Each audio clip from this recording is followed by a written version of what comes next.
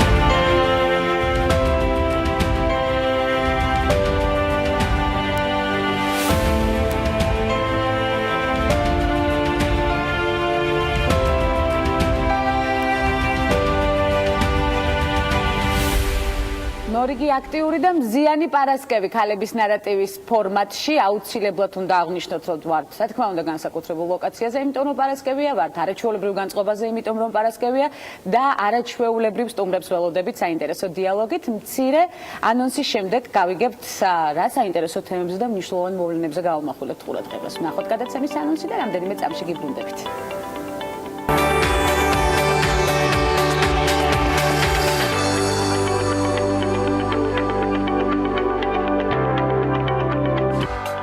მრავალწლიანი ისტორია სცენაზე და ამბის თხრობა გადაცემაში. საესტრადო ჯაზური და კლასიკური რეპერტუარი ნარატივით.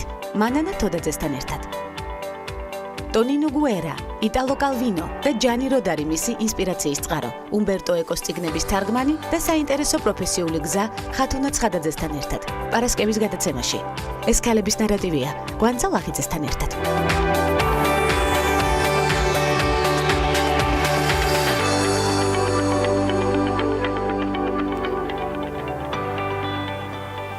სწორედ ამ პროფესიის დამსახურებაა ნაწარმოების სწორად აღქმა, წერლის ხედვის შეგრძნება და მწერალსა და მკითხველს შორის ვიტყოდი ასე გამტარიანობის ნიჭი, რომლის სახე დღეს ქალების ნარატივში ხათუნა ცხადაძის მიერ შეიქმნება არაჩვეულებრივი რესპონდენტი მთარგმნელი ხათუნა ცხადაძე. გადაცემაში მოგესალმებით ხათუნა, უღმესი მადლობა მონაწილეობისთვის და წინასწარ გიხდით დიდ მადლობას იმ საინტერესო დიალოგისთვის, რომელიც გველოდება.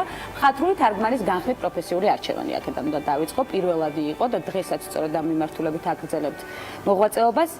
რატომ გაჩნდა თარგმნის სურვილი? პირველი ნაბიჯები გავიხსენოთ თქვენს პროფესიაში. გამარჯობა, მოგესალმებით. გვანცა დიდი მადლობა ამ გადაცემაში მოწვევისთვის. არის სასიამოვნო ჩემთვის რომ აღმოჩნდი ესეც საინტერესო ქალებს შორის, რომლებსაც იწვევ ხოლმე ამ გადაცემაში და მგონია რომ ძალიან მნიშვნელოვანია, ასე რომ მადლობ. რაც შეეხება ჩემს პროფესიას, იცით, მე ერთ-ერთი იშვიათ მთარგმნელთაგანი ვარ, ალბათ ვისაც დიპლომშიც კი ხათუნა თარგმანის სპეციალობაა. ამაზე ძალიან მეცინება ხოლმე, იმიტომ რომ როგორც წესი ხა ვინც ამ მიმართულებას ამთავრებს უარ ნიშნავს, რომ მაინდა მაინც თარგმანთან დაკავებული და ან კარგ მთარგმნელებს საერთოდ აქვს თქვათ მაინდა მაინც ეს განათლება და ეს პროფესია, მაგრამ ცოტა მეცინება ამაზე. მე უნივერსიტეტიდან ვიცით ფილოლოგიის ფაკულტეტი მაქვს დამთავრებული და ყოველთვის მაინტერესებდა და მომწონდა, როცა თარგმანის სპეციალურ მიმართულებაზე წავედი, ასე ვთქვათ, რაღაცა სანიმუშა რაღაცებს გვათარგმნებდა ხოლმე რუსულიდან ძირითადად სავარჯიშოდ, ჩემი პირველი ენა ისე ინგლისური იყო და იტალიური გახდა. მე გახდა იტალიური ფაქტიურად. მთელი თქვენი პროფესია მოიცვა იტალიამ. ნამდვილად. რა შემდეგ როგორ განვითარდა თქვენი ასევა? იცით რა, მე იტალიური სწავლა რო დავიწყე, თარგმანზე მაინდა-მაინც არ ვფიქრობდი მაშინ, უბრალოდ მე რაღაც ძალიან უცებ მუშაობა დავიწყე, როგორც თარჯიმნად მე თარჯიმნად დღემდე ვმუშაობ სხვათა შორის. ყველაზე რთული პროფესია მე თვითონ. ხო, საკმაოდ მე ვამბობ ხოლმე სასტიკი პროფესია თარჯიმის თარგმნელისაც, მაგრამ თარჯიმის კიდევ უფრო, იმიტომ რომ ძალიან დიდ სტრესს უკავშირდება. და მუშაობდი დიდხანს იტალიურ კომპანიაში მუშაობდი, მე უნივერსიტეტში დავიწყე მუშაობა, უკვე გაიხსნა იქ იტალიურის მიმართულება რომანული ფილოლოგიის კათედრაზე. დღესაც აგრძელებთ პედაგოგიკას? არის, კი, დღესაც მუშაობ, მე დიდხანს ვასწავლე ენას, ეხლა ვასწავლე ერთი კურსი მაქვს მართალი გეხარ იტალიური ლიტერატურის კურსი, თანამედროვე იტალიური ლიტერატურის. თესეუში. აქტიური სამუშაო გრაფიკი როგორც ყოველთვის. ბავშვობის ზღაპრის არჩევანი ჯანი როდარის უკავშირდებოდა. იცით რა არის, ჯანი როდარი მე არ მითარგმნია, მე ერთი პატარა რაღაცა ესეთი საცდელი რაღაც, იმიტომ ფაქტურად მე დავიწყე იმ ტექსტებით, რომელთაც ვსწავლობდი. მე ყავს არაჩვეულებრივი მასწავლებელი იტალიურის ნინო ხმალაძე, რომელმაც რა ვიცი, ჩემს ცხოვრებაში ძალიან ბევრი რამ განაპირობა გარდა იმისა, რომ მასწავლა იტალიური და გეზი მომცა ამით და დღემდე უახლოესი ჩემი მეგობარია ნინო და ის ტექსტები რითიც თქვა ნინო მამეცადინებდა მე რაღაცა ჩემთვის თარგმნიდი ხოლმე რაღაცებს. მე ცისკარში მუშაობდა ჩემი მეგობარი მიხო მოსულიშვილი და მიხომ თქვა რომ ვაიმე შენ იტალიურს ვსწავლობ შენ როდის გეუბნები თითით 20 წლის ამბავს ვამბობ. უმბერტო ეკო უნდა თარგმნა უმბერტო და მიხოს ჰქონდა ეს საჩვენო რომ უმბერტო უნდა იმიტომ ის იყო მისი ფანი.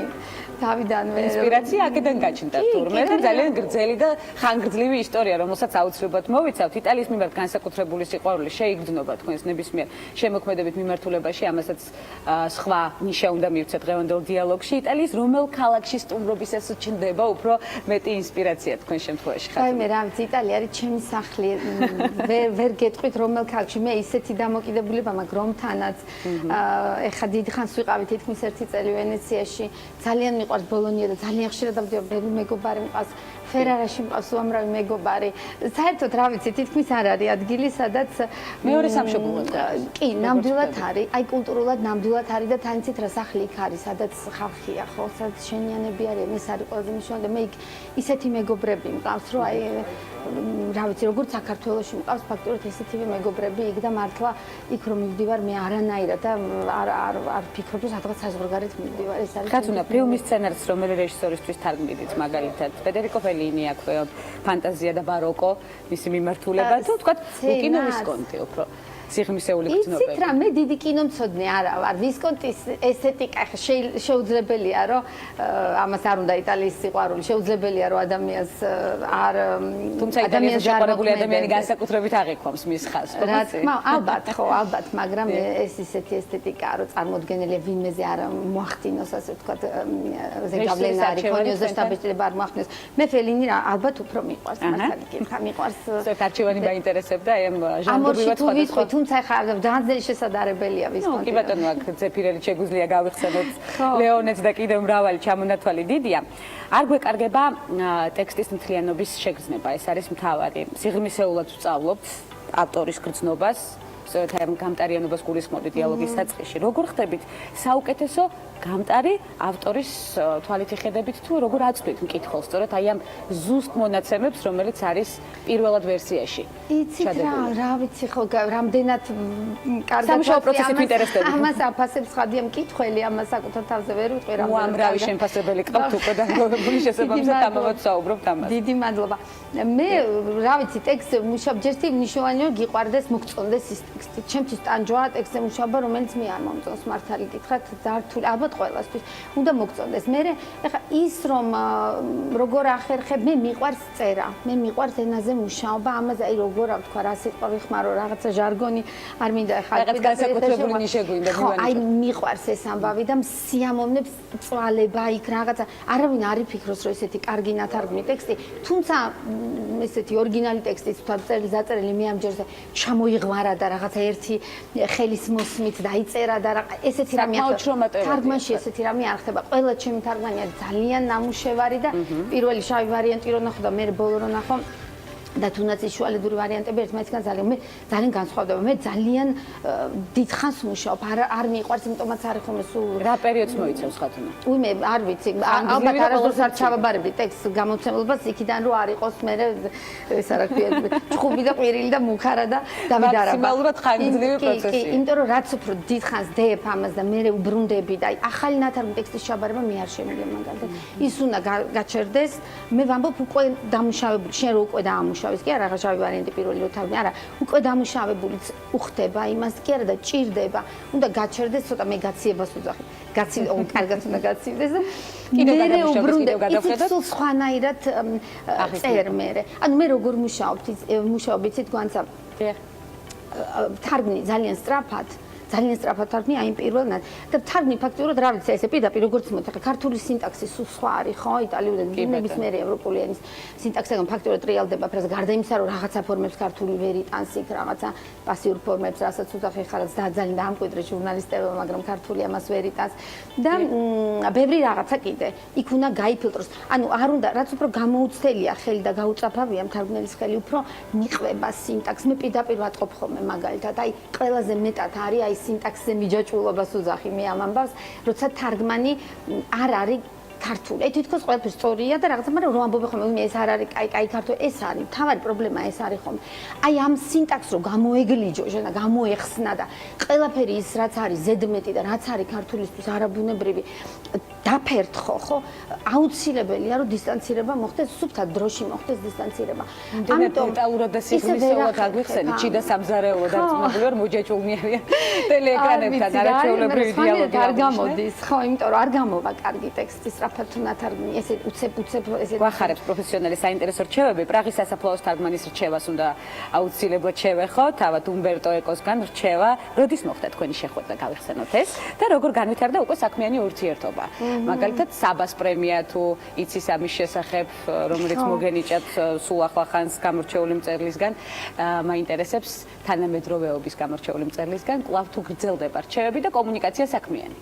იცით რა რაც შეეხება კომუნიკაციას უმბერტო ეკოსთან თავისთავად ხა დიოგენეს ჰქონდა გამომცემლობი დიოგენეს მასთან ნუ საქმიანი მის აგენტოსთან ასე ვთქვათ ურთიერთობა და 2011 წელს ვაიმე არ უნდა ეს როგორ შეიძლება შეგიშალოს თუ 10 წელს იმდენად ემოციური იყო ეს შეხვედრა რომ ნამდვილად კი 2010 წელს ბოლონიაში მე ჩვენ აქ იტალიის ელჩი დაგვეხმარა არჩევნებში ელჩი იყო ვიტორე სანდალი და ამ შეხვედრის ორგანიზებაში ასე ვთქვათ გამომცემლობ დიოგენეს და შევხვდით ბოლონიაში მან თავის კაბინეტში მიგვიღო ის ბოლონიის უნივერსიტეტის პროფესორი იყო მთელი ცხოვრება ამ დროს უკვე იყო საპატიო პროფესორი ასე ვთქვათ აღარ ქონდა ესეთი პედაგოგიურ საქმიანობას არ ეწეოდა თუმცა თავის კაბინეტი ქონდა მილანში ცხოვრობდა უკვე ეს ბოლო წლები მილანსა და პარიზს შორის ცხოვრობდა ძირითადად მაგრამ ბოლონია მისი ქალაქი იყო რა თქმა უნდა და ხშირად იყო ხოლმე იქაც და მიგვიღო იქ დაგვიწოდით მე საათი კი ვიყავით ალბათ დამეტი საათის განმავლობაში ძალიან ბევრი საინტერესო რამ განვითარდა იქ ხო იმიტომ რომ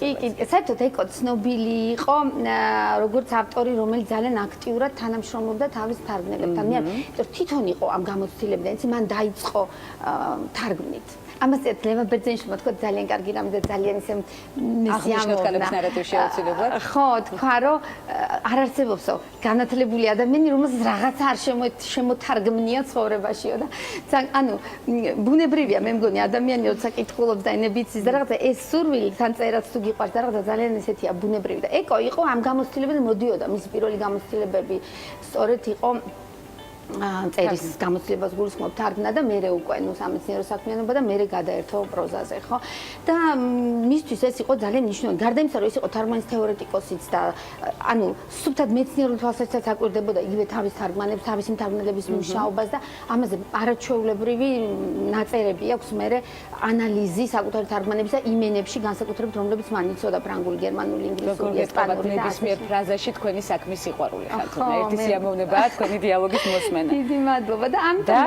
აინტერესებდა და მაშინვე ბატონო ფუკოს ქანქარი სადაც აიღეთ სწორედ ის პრემია რომელზეც ხო იმაზე მინდოდა დამემთავრებიდან და მან მაშინ ჩვენ ვარდისახლოს ვმუშაობდი ვამთავრებდი და მან თვითონვე შემოგთავაზა რომ შემდეგ იმიტომ რომ გამომცემლობ დიოგენი აპირებდა ფუკოს ქანქარას თარგმნას შემდეგ და ეკომ თქვა რომ პრაღის სასაფლაო იყო ახალი გამოსული და ბარემ ეს თარგმნოთო ჯერ იმიტომ რომ ის უკვე ძველი იყო და ბევრი წელი გასული და პრინციპში ამაში იყო რაღაცა კი არა ძალიან გონივრული იყო მე მგონი რომ ფუკოს ქანქარა თქვა სხვა ენებზეც ქონდა ხალხს წაკითხვა ეკოს ნამდვილ კითხავს პრინციპში ქონდა წაკითხული ვისაც ხელი მიუწვება ხო სხვა ენებზე და ამიტომ პრაღის სასაფლაო ახალი იყო მართლა ესეთი მე მგონია რომ ძალიან გონივრულად გვირჩია და ესეც გავა ფუკოს ქანქარა იცოდა ამის შესახებ რომ თარგმნიდით რომ პრემია მიიღეთ იცით რა პირველი პრემია რომ მივიღეთ მაშინ მე მიწერე მის დივანს მანუელა იყო არის ესეთი ახალგაზრდა გოგო და მიწერე მას და ძალიან გაუხარდა და ძალიან დიდი კომპლიმენტები მომწერა და ის გალა რომ მივიღეთ და მე პრაღის სასაფლაოზე პრემია და ეკო როგორც იცი შაშან გარდაიცვალა და ეხა ფუკოს ქანქარის პრემიას ვეღარ შევატყობინებთ მას, მაგრამ კომუნიკაცია კი მაქვს მასთან და მის გამომცემლობასთან მე და კი და ძალიან მოხარულები არიან. აი ხა სულ ახლა ყველა მოვლენის საკუთარი სახელის დარქმევა და საგნის ზუსტი თვისების აღნიშნა, აი ეს მინდა სწორედ ამ ხაზით წავიყვანო. არის თუ არა თქვენშიც გამჯდარი დავარქოთ ასე ულმობელი სიმართლის გადმოცემა მკითხველისთვის.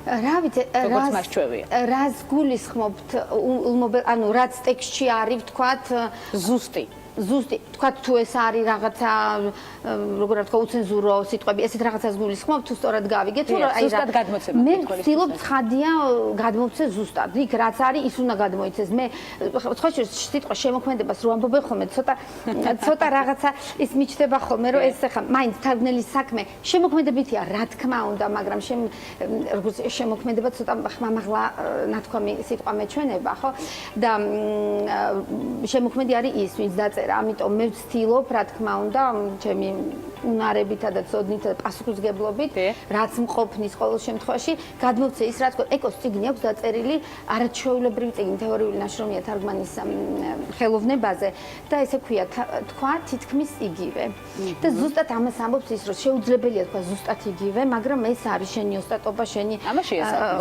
სიყოჩაღე შენი პასუხისგებლობა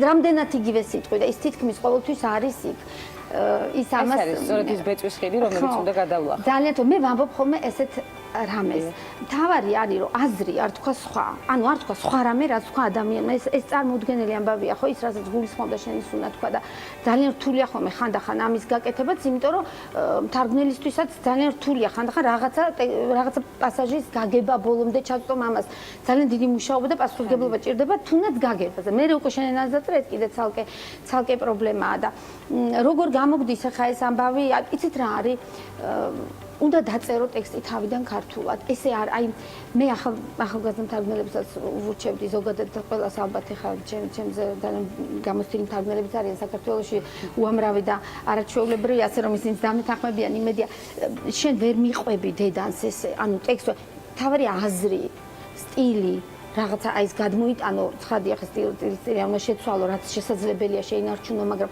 ზოგადად ის უნდა იყოს ქართულად დაწერილი თავიდან უნდა დაწერო მე იმიტომ ვამბობ ძალიან შავად წერ მეთქი და მე იმას მივდგები ხოლმე იმ ჩემ შავ ნაწერს და მე ვიწყებ მე წერას აი იმას წერ თავიდან აი ხო ვკითხულობ არა ის რაც წერია და აი იმას წერ თავიდან სხვანაირად ეს გავრცელებული აზრი უმადური საქმიანობა მთარგმნელის. ქონიათ ასეთი პოზიცია უმადური საქმიანობა და მე ხშირად საუბრობენ ამაზე. ქონიათ ეს შეგრძნება. იცით რა უმადური არის ფინანსურად, უდაოდ.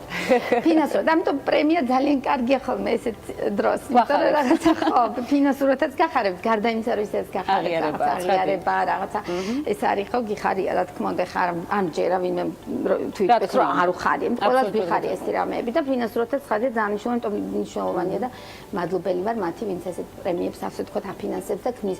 ეხა უმადური არის ამ ხრივ. მეორე მხრივ ეხა საქართველოში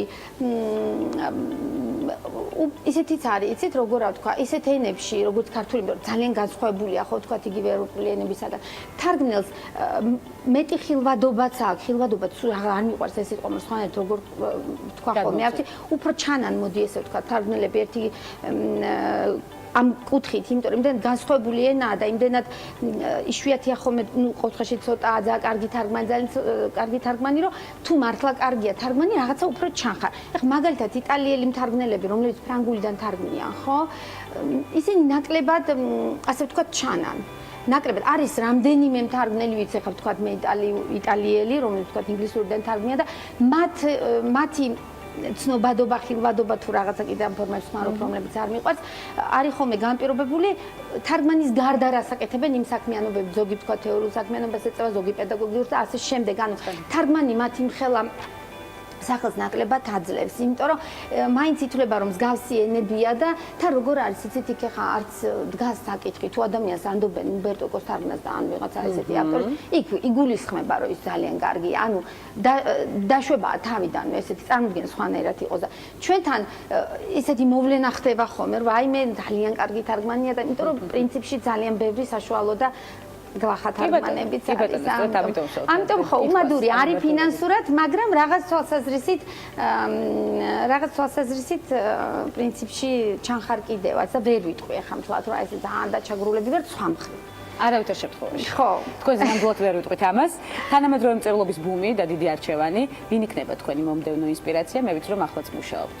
ხო, იცით რა, ინსპირაციას ახლა ვერ დავიბრალებ, რო იყო ჩემი ინსპირაცია, როგორც გითხარით, ეს დიოგენეს ინიციატივა იყო თავიდანვე და მე მომდევნო ინსპირაციაზე შეგვიძლია გავამახვილოთ ყურადღება. მე ჩემი ინიციატივით ნათარგმნი მაქვს ანტონიო ტაბუკის წიგნი, პიერ პაულ პაზოლინის რომანი, რომელიც ეს იყო ჩემი არჩევანი და განსაკუთრებულად მიყვარს ეს წიგნები, რა თქმა უნდა, ეს ავტორები და მათი ეს წიგნები ეს თარგმანებიც და მიხარია რომ ისინი ქართულ ეკო ადრე თუ გვიან ალბათ მაინც შემოვიდოდა იცით წარმოდგენელი და ძალიან დაიგვიანა 30 წელი ძალიან ბევრი ამისთვის რომ ეკო თარგმნილი იყო მაგრამ მაინც ითარგმნა და ითარგმნებოდა და ეს ავტორები რომ შემოვიდა ქართულ ენაზე მე ძალიან მახარებს ეხლა მე მუშაობ კალვინოზე დამთავრებულია ტექსტი მალე იქნება ძალიან ეს წიგნი ბაკურ სულაკაურის გამოცემაში მე არ ვიცი ხარ რაღაცა ის ოქარ გამოდის რომ აანონსებ მაგრამ კარგი ანონსის ხალხს იმდენ მალე იქნება რომ თვითონ გამოცემლობაც დაანონსებს იტალო კალვინო არის არაჩვეულებრივი ავტორი ძალიან მნიშვნელოვანი და მე ვფიქრობ რომ თარგმნელისთვის სულ სხვა კუთხით რთული, იმიტომ რომ კალვინოს სირთულე სულ სხვა არის, ეკოს სირთულე სულ სხვა, ეკო თავისთავად ტექსტი თავისი მთელი დატვირთვით არის რთული გარდაენობრივი სირთულებისა და კალვინო არის აი სუფთად მხატვრული ტექსტი. ეკოსგან ძალიან განსხვავდება და პრინციპში უფრო რთულია ესეთი ტექსტი, როცა აი ტექსტის ხარისხი არის მისი ფაქტურა, მისი ტექსტურა, ზუსტად ის რაც არის ლიტერატურა. მოდი ესე ვთქვათ, აი ლიტერატურა, მაგრამ მაქსიმალურად შევიგრძენით თქვენი საქმის სიყვარული. ხათუნა ძალიან დიდი მადლობა, ძალიან საინტერესო დიალოგისთვის, იმ ემოციისთვის, რომელიც გვაჩუქეთ ქალების ნარატივში, რომელიც გაგრძელდება აუცილებლად ქალების ნარატივის ფარგლებში, იმედი მაქვს ვითანამშრომლებთ. უღრმესი მადლობა თქვენი საქმიანობისთვის, რომელსაც არასდროს არ ღალატობთ ცხოვრების ნებისმიერ ეტაპზე და პროფესიულ გზაზე, ასევე თქვენი პედაგოგიკა და დარწმუნებული ვარ თქვენი ლექციები ძალიან საინტერესოა ნებისმიერი სტუდენტისთვის, რომელიც აღიქვამს ამას, რაც ჩვენ ახლა ზუსტად 10 წუთში აღვიქვით და შევიგრძენით კიდეც. ხათუნა ცხადაძე მთარგმნელი, სხვა რეგალიის მფლობელი, ვიტყოდი ასე, თუმცა დღეს შემოვიყვეთ. უღრმესი მადლობა მობრძანებისთვის და საინტერესო დიალოგისთვის. მცირე სარეკლამო ბლოკის შემდეგ მომდევნო საინტერესო სტუმარს ვხვდებით ქალების ნარატივის ფარგლებში დაგველოდით.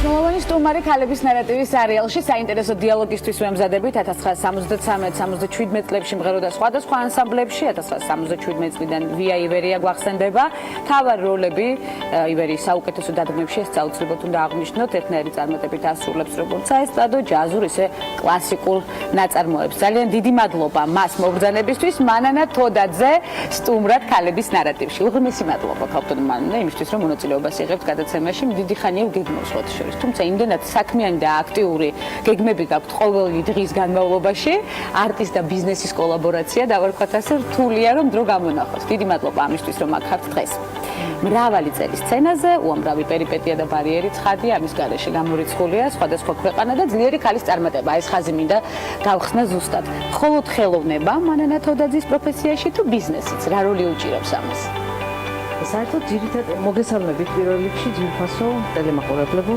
ძალიან მიხარია რომ მომიწვიეთ ამ გადაცემაში ძალიან საინტერესო გადაცემა გაქვთ დიდი მადლობა ყველას ძირითადად ჩემი საქმიანობა რასაკვირველი არის ხელოვნება მე მაინც ხელოვნებას მივყვები არ ვღალატობ და არც მაქვს უფლება რომ ვღალატო ხელოვნებას მაგრამ შიგადაშიგ რაღაცებიც მომწონს და ვერ ვისვენებ მე საერთოდ ვინც მიცნობს ყველა მიცის რომ ვარ ძალიან აქტიური და დაუწყნარებელი და მოუსვენარი ადამიანი იმიტომ რომ აღნიშნეთ თქვენი აქტიური სამუშაო გრაფიკი და ახალი იდეები კი ახალი იდეები ბიზნეს რა როლი უჭირავს მე ვიცი რომ სამომავლო გეგმები გაქვთ კიდევ აქ კი სამომავლოდ მინდა რაღაცა საქართველოში კი საქართველოში მინდა რაღაცა იცით რა მე მაინც ვფიქრობ რომ ეხლა სიმღერა ძალიან კარგია რაზეა ლაპარაკი სანამ აქტუალური ხარ ადამიანი სანამ მოსწონ ხარ მსმენელს მაყურებელს უნდა აუცილებლად უნდა მიაწოდო კარგი პროდუქცია კარგი სიმღერები ლამაზი სიმღერები მაგრამ დგება მომენტი ეხლა მე ხო წინ ვიყურები რასაკვირველია და უნდა ქონდეს მე ვფიქრობ რომ რაღაცა შემოსავლის რაღაცა მუდმივი წყარო ცხადია, ყველა ადამიანს უნდა ქონდეს მნიშვნელობა არ აქვს რა პროფესიის ხარ, უნდა იფიქრო იმაზე, რომ ქონდეს შემოსავლის, რომ შვიდად იცხოვრო, რომ არ ქონდეს პრობლემები შემდგომ ცხოვრებაში და შეგიშოქები, რასაკვირველია. რაღაც ფიქრობ რაღაც საინტერესო იდეა გიჩნდებათ ყოველდღიურად, მათ შორის უნდა აღნიშნოს სამზარეულოს როლი თქვენს ცხოვრებაში, როდესაც შეფმზარეულებიც კი სწავლობენ თქვენს ახალ შემოქმედებას უკვე სამზარეულოს კუთხით. აქ რა ხდება თქვენს გამოგონებებში, ასე დავარქმევდი, ტრადიციული კერძები ვიცით რომ არაჩვეულებრივია, თუმცა გამოგონებებსაც დიდი როლი უჭირავს მან თოდაზის შემთხვევაში, როდესაც ის სამზარეულოშია. კი, ტრადიციული კერძები რასაკვირველია, მომწონს ძალიან, მაგრამ მე წლების მანძილზე ძალიან ბევრ ქვეყანაში ვარ ნამყოფი, სადაც კი მომეწონებოდა რაიმე კერძი, ყოველთვის თხოვდი შეფ-повარს, რომ ეთქვა, გაეცა პატარა საიდუმლო, რა ინგრედიენტები შედიოდა ამ კერძებში. მე ჩამოვდიოდი და ვაკეთებდი ექსპერიმენტებს და სხვათა შორის ჩემი ინტერპრეტაცია შევიტანე ჩემი რაღაცეები და ძალიან საინტერესო კერძები გამოდის. დიდი მოწონებას დაიმსახურა. რაც შეეხება ყოველ კერძებს ხშირად ვაწყობ მე, ხან ლობიო ფართი მაქვს, ხან ჩაკაფული ფართი, რაღაც ესე თქვენი მეგობრები აქტოვანებულები არიან ლობიო ფართით და ჩაკაფული ფართით. ჩაკაფული ფართით და რაღაცები. ცელია ჩამონათვალი. ამიტომ მე ძალიან მომწონს და სიამოვნებს, როდესაც ჩემთან სტუმარი მოდის სახლში და ჩემს გაკეთებულ, მომზადებულ კერძს ვირაზმებით მთელი შემოქმედებითი ჯგუფი ერთმშვენიერ დღეს. კი ბატონო, მე არ მეშინია ბარე სიტყვა რა იქნება მნიშვნელობა არ აქვს, თავია ფარტია მანამდე თოდაძესთან. ძველი ტანგო, თქვენი ერთ-ერთი სიმღერა და მოტივი დიალოგის გაგრძელების ესე დავარქვევდი, გადავინაცვლოთ წლების წინ. ბატონ მანა და სცენაზე პირველი ნაბიჯები გავიხსენოთ, როდის მიხვდით, რომ ეს იყო თქვენი საქმე? ღრმა ბავშვობაში? არა, ჯერ ძალიან პატარა ვიყავი, 2 წლის, მე ესე მიყვებიან ჩემი და-ძმა, დედა-ჩემი ესე მიყვებოდა მამა-ჩემი, პატარა ვიყავი. საერთოდ მთელი ჩვენი ოჯახი ძალიან მუსიკალური ოჯახი იყო. 3 ძმა, 1 და მყავს, დედა, მამა, დედა უკრავდა გიტარაზე, მამა ფანდურზე და ბავშვებს დაგვაყენებდნენ და ჩვენ არ ვიცოდი, თვითონ ხმებს ვინაწილებდით. და მე სულ პატარა ვიყავი, რომ პირველ ხმას მღეროდი, ჩემი და მეორე ხმას, ჩემი ძმები მესამე ხმას და აი ესე მთელი ოჯახი მღეროდით. ნუ ბავშვობიდან და ძალიან სიმღერა. მე სკოლაში, რასაკვირველია, სკოლაშიც მღეროდი. სკოლა და მე პიონის სასახლეში გადავინაცვლე და ესე ნელ-ნელა, კი, ნელ-ნელა. ვია ივერიას რა როლი უჭირავს თქვენ? ვია ივერიას უჭირავს ჩემს ცხოვრებაში უდიდესი როლი, იმიტომ რომ ვია ივერიაში ფაქტიურად მე მთელი ცხოვრება გავატარე, მთელი საუკეთესო წლები, მთელი შეგნებული ახალგაზრდობა და ძალიან ბევრი ვისწავლე რასაკვირველია. ყავდა არაჩვეულებრივი ხელმძღვანელი, რაც განსვენებული ალექსანდრე ბასილაია, რომელმაც გვასწავლა სიყვარული, მეგობრობა, გატანა, აი ყველაფერი ვისწავლე მე ანსამბლ ივერიაში ფაქტიურად. ნუ ოჯახიდანაც მომზადდა თავისთავად მე ისეთი მშობლები მყავდა, რომ ყოველთვის წესიერებისკენ მიგვანიშნებდნენ მთელ ბავშვებს და ის კი არა, ეხლა ყველას უკისხომე ჩემი გარეგნული ის, რომ ძალიან ეხლა ყველა მის, რომ ძალიან პრანჭია ვარ, სულ გაპრანჭული ვარ, სახლშიც კი. სახლში აი მაღაზიაში აჩვენა. კუთხით რჩევებს აუცილებლად და ეს დედისგან მოგზევს მე და ჩემდაც, რომ სულ გვეჩხუბებოდა, რომ გარეთ არ გახვიდეთ, სანამ არ მოწესრიგდებით და ნუ აი ეს მომზადებს. როგორ ახერხებთ? ძალიან კარგად ვახდებ თავის გამოვიყურებით ყოველთვის მიუხედავად მძიმე გადატვირთული სამუშაო გრაფიკისა. რა არის მთავარი რჩევა, რომელსაც გავითვალისწინებთ? მთავარი რჩევა. ხა, რჩევა? რჩევა ჯაზახსოლებისთვის. რჩევა საერთოდ რა შემიძლია რომ ურჩიო ქალბატონებს, მე ვფიქრობ, რომ ყველა ქალმა უნდა მოუარო თავის თავს, მნიშვნელობა არ აქვს, ხელოვანი ხარ. როგორ და დილას რო დგები, უნდა მიხედო საკუთარ თავს, მოწესრიგდე, მე სახლში ყובה თავის, არა, სპორტი, ხო სიმართლე რომ გითხრათ, მე ხარ ტყუილი ჩემი სპორტს არ აქვს. სპორტს არ აქვს, ჩემი ნიშა. ხო, მე ბევრს დავდივარ ერთადერთი, აი ჩემი სპორტი არის ის, რომ ძალიან ბევრს დავდივარ. პლუს მაგასთან ვცდილობ, რომ ესე იგი, რაც შეიძლება ცომეული ნაკლები ვჭამო. ფაქტიურად გადის ისე ზოგადად ერთი თვე შეიძლება გავიდეს და ტკბილი დამცხვარი არ შევჭამო საერთოდ. არ მინდება, იცით, ეს მაინც მე ვფიქრობ, ეს ყველაფერი არის ფსიქოლოგიური მომენტი. ფსიქოლოგიურად, როდესაც ხარ მზად ადამიანი, რომ იცი, რომ აი დაუშვათ ტორტი რო შეჭამო, იმ ტორტმა რამხელა ზიანი შეიძლება მოგიტანოს, მე ეს უკვე გავაფიცნობიერე და ვაკონტროლებ რასაკვირველია თავს. დღეს, როდესაც საერთაშორისო წარმატების ახსენება შეგვიძლია ამდვილად და აგრძელებთ აქტიურ სვლას ასევე რა თქმა უნდა სამომავლო გეგმებისკენ.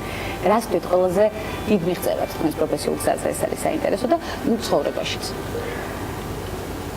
მე ძალიან დიდი ხანია მოღვაწეობ რუსეთში, არა მარტო რუსეთში, სხვადასხვა ქვეყნებში მიწევს ხშირად გასვლა. ჩემი ყველაზე დიდი მიღწევა იცით რა არის, რომ მე ვაკეთებ ქართული მუსიკის პოპულარიზაციას. ჩემი რეპერტუარის 80-85% არის ქართული სიმღერების და მე ამით ამაყი ვარ ძალიან, სადაც კი ვასრულებ ქართულ სიმღერებს, მე ვხედავ იქ როგორი რეაქცია მაყურებლის, მსმენელის და როგორ მოსწონთ ჩვენი ქართული მუსიკის ჰანკები. ეს ნამდვილად დიდი მიღწევა, როდესაც ჩვენი ჰანკები გაგვაქვს. ნამდვილად ამაყი ვარ. თანაც წლების განმავლობაში. დღეს ბევრი საერთაშორისო კონკურსი შეგვიძლია რომ მავღნიშნოთ, თუმცა 1983 წელი მინდა გავიხსენო. 83 იყო გერმანიის თუ არ ვცდები საერთაშორისო კონკურსი, სადაც პირველი ადგილი მოიპოვეთ. როგორი იყო მაშინდელი აღიარება წარმატებისა სამშობლოში?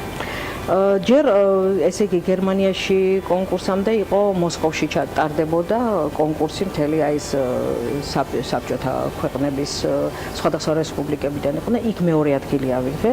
ამ კონკურსს ესწრებოდა გერმანიიდან წარმომადგენელი აი იმ კონკურსის ზუსტად გერმანიის, რომელმაც თვითონ ამირჩია მე და თვითონ თქვა რომ აი ეს გოგო უნდა წამოვიდეს, ეს ამ გოგომ უნდა მიიღოს მონაწილეობა ჩვენ კონკურსში, იმიტომ რომ ეს ზუსტად ის ფორმატია და ის მომღერალია, რომელიც ჩვენ მაყურებელს მოეწონებაო. გავემგზავრე გერმანიაში, ძალიან წარმატებული იყო ეს ჩემი კონკურსი. ისე გაოცებული ვიყავი იმისგან, რომ ჯერ კონკურსი დამთავრებული არ იყო, როდესაც პირველი ჩემი გამოსვლის მერე შევდივარ სასტუმროში და ვხედავ მთელი დიდი ორკესტრი უკრავდა რადიო ტელევიზიის, ბერლინის რადიო ტელევიზიის ორკესტრი უკრავდა აი ამ კონკურსს. ამ კონკურსზე ეს იყო მარტინ ჰოფმანის ხელმძღვანელობით და ვხედავ შევდივარ ფოიეში და ვხედავ მუსიკოსები ზიანენ იქ სხვა მთელი ორკესტრი ზის გამიკვირდა იცით მეთქი რატო ზიანენ და რატო ზიანენ მეთქი და უცებ ადგა ერთი მუსიკოსი და აი ესე დიდი თაიგული შემომაყარა ფეხებში ეს ჩემთვის იყო რაღაცა სასწაული ეს მუსიკოსებისგან ეს არის უდიდესი შეფასება. ჯერ არ ვიცოდი რომელ ადგილს ავიღებდი, როგორ წავიდოდა მდგომარეობა. იყო პირველი დღის შეფასება უკვე იყო შეფასება. მახსოვს ჯერ დამთავრებული არ იყო კონკურსი, იქაურა კულტურის მინისტრმა დამპატიჟა სადილზე. მიმიწვიეს სადილზე. გაოცებული აღიარება უკვე იგრძნობდა. უკვე თავიდანვე იგრძნობდა აღიარება. ნამდვილად აი გერმანიაში ჩემი გამარჯვება იყო რაღაცა სასწაული და ეს ჩემ ცხოვრებაში არ დამავიწყდა. საქართველოში როგორ შეხვდნენ ამ აღიარებას? იცით რა სამწუხაროდ ინფორმაცია იმ პერიოდში არ იყო ისეთის, სიტყვიერი იყო, როგორ შეხვდნენ ახლა მე მაინც და მაინც ცოტა არ მიყვარს ხოლმე ეს ძალიან ესე თავის ქება და რაღაცა ჩემი სტილი არ არის ეს და გაჩვენებული ვიყავი უბრალოდ თქვი ბიჭებთან რომ აი იცით აი დიპლომი პირველი ადგილი ავიღე და всё ეგ იყო მაგი დამთავრდა ყველაფერი მაშინ უბრალოდ ასე აქტიურად არ იყო საერთაშორისო კი არ იყო მაშინ ხო არ იყო იმიტომ არ იყო ისეთი გაშუქება როგორც ახლა ხდება ხანდახან ხშირად გეკონტაქტებიან თაყვანისმცემლები რომელთა ბუმიც იყო წლების განმავლობაში ცხადია თაყვანისმცემლები მაინც ხმამაღლა საუბრობდნენ ამაზე თქვენ თუ არ საუბრობდით და ყველაზე სახალისო მომენტი თუ გახსენდებათ მაგალითად სცენაზე ამოსვლის და იქ სიყვარულის სახლის. უამრავია, თუმცა ერთ-ერთი ყველაზე სახალისო თუ შეგვიძლია ქალების ნარატივს შევმატოთ. აი ეს ყველაზე მაგარი გასტროლები მქონდა კახეთში. დიახ. აი გიშდები, აი რომ მახსენდება, აი სიცილს ვერ ვიკავებ დღესაც. მახსოვს ესე იგი დისტანციური მიკროფონი პირველად მე მქონდა საქართველოში რომ შემოვიდა ეს დისტანციური ბელგიაში ვიყავით გასტროლებზე, იქ შევიძინე და ვართელავში კონცერტზე. არა, ჯერ ვიყავი, რომელიღაცა სოფელში ვიყავი, არ მახსოვს, კონცერტზე ვარ და ისე მღერი ვარ, მთელი დარბაზი ჩემთან და აი ტანგო რო ახსენეთ იმ სიმღერაზე, ხო, აფანატებდა ყველა სამ სიმღერაზე. ყველა მღეროდა, დიდი თუ პატარა. ამიტომ ავირჩიე დიალოგის მოტივად. დისტანციური მიკროფონი იმდენად ისე მოსახერხებელი იყო, დარბაზში ჩავდიოდი. ხო, არა და ვაწოდებდი მიკროფონს, არ მინდა მეტი. ნუ იყო ამბავი, სასწაული და მახსოვს გოგო და ამოდის სცენაზე, გაზეთში გახოვული, რაღაცას მაძლევს და ხალი ბატონო მანენა ბოდიში და მოგიხადოთ, ისა ყვავილები ვირებში და ჩურჩხელები მოგიტანე საჩუქრად. ნუ ესე ეს იყო სასაცილო ძალიან და მთელი დარბაზი, ხო მეუთხარი გაიხარე, მეუთხარი ხა ახალი წელი მოდის, ზუსტად მეუთხარი ჩურჩხელები. ნუ ეს მოყვარული პროდიუსერი მყავს, რომელიც აქვე იმყოფება და ძალიან მოეწონება ეს ისტორია დარწმუნებული ვარ, მადის აღმძვრელი იქნება მისთვის. ეხლა გაგრძელება ყველაზე თავარი. ეს ამბავი მთელ კახეთს მოედო. გაიგე ბიჭო, იგო მანანაძე ჭურჭხელებია ჯგუფის სცენაზე და ნუ აიცინიან ხორხოზე, აი ძალიან მიყვარს ხალხთან ურთიერთობა, გიждები აი ამ მომენტს. თელავში მაგ კონცერტი სავსე დარბაზი, ტევა არ არის მოკლედ. და ეს მღერი ვარ და ისევ ტანგოზე არის ერთი ამბავი, ძლივ ჩავედი დარბაზში, ერთი ბიჭი დგას და მივედი არ მინდა ვაწვდი მიკრო, დამეხსენგო რას გადამეკიდე. გარბის ეს მე მივყვები უკან. აბრუნდი. ჩამოვედი ვარსკვლავი გეკონტაქტები კომუნიკაცია. ხო, დამეხსენგო რას გადამეკიდო, გარბის მე მივყვები. ხალხი ბოლოს იწვა ხალხი. ბოლოს როგორ დამთავრდა, ორი გოგო ამოდის სცენაზე, მოაქვს უშველებელი ყუთი. ჩურჩხელებიც აქვს. არა, ჩემო კარგო. ბოდიშ ქალბატონო, მან ჩურჩხელების სეზონი არ არის და კაკალი მგურება მოგიტანეთ საჭო.